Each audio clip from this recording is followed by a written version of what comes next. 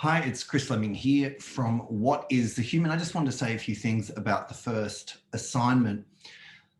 If you've been in the seminars, all of this should be pretty clear. If you haven't, it'll be less clear. This is one of the problems of not turning up to the seminars.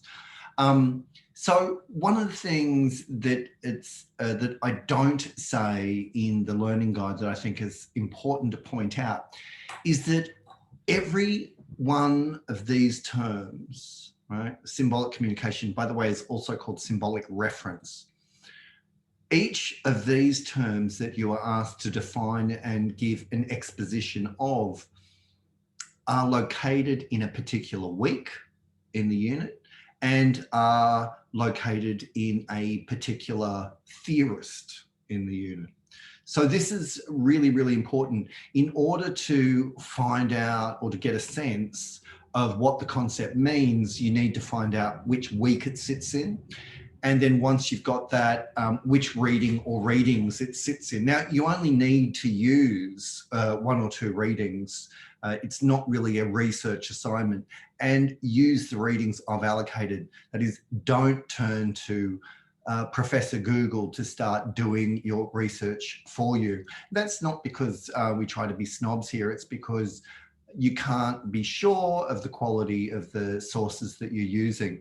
If you want to go through some, refereed articles that you find on the library website, then that's completely fine, but also completely unnecessary, right? So anyway, so that's one thing. I'm just going to... Now, if that videos appear to jump, it's because I'm just kind of pausing and thinking for a moment, then going on, having a look at a couple of inquiries I've got.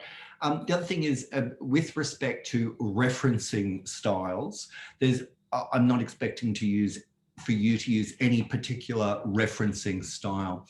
Use any accepted academic convention. Just make sure that you do use it, that you actually apply the referencing, that you use the style. But I don't care whether it's Harvard or Chicago or MLA or whatever.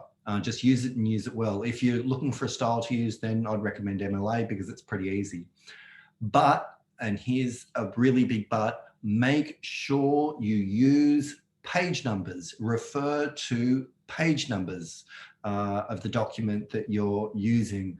There's not much point in referencing without, especially for direct quotations, but don't use many direct quotations, especially for direct quotations, to cite not only the publication year and so on, but cite the page number or page range you're referring to. Now, those of you who attended the week 4 seminars understand that we went through the assignment in some detail there, and you will find, in fact, at the first few slides in seminar 4 that there are recommendations about the assignment, the reason why I've got you to do the assignment, what skills I'm trying to get you to develop, a kind of basic orientation to the assignment if you want to really reframe what you're doing in very basic terms. And it's just like, and as I say, if you want to think about it simply, imagine a friend has come up to you and says, so I've heard about this idea called symbolic reference or symbolic representation. What is it? Right? And so you just explain what it means. Also in the slides, you'll see that I begin to give a sample entry so that you can see an example you can have a look at to compare it to your own writing and see whether you've got a similar approach.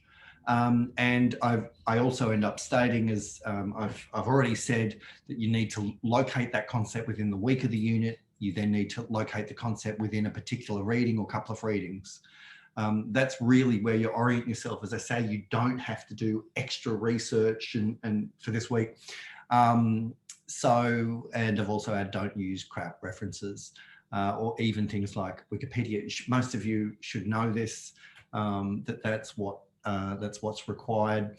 Any other updates about it, I'll do through the announcements, because anyway, if people ask similar questions, I'll just do it through there. But for now, I'll leave it. Hopefully that gives you a decent sense of why, of how to do the assignment. Really, it's not a complicated assignment. You're defining a set of terms in your own words, right? That's all you're doing.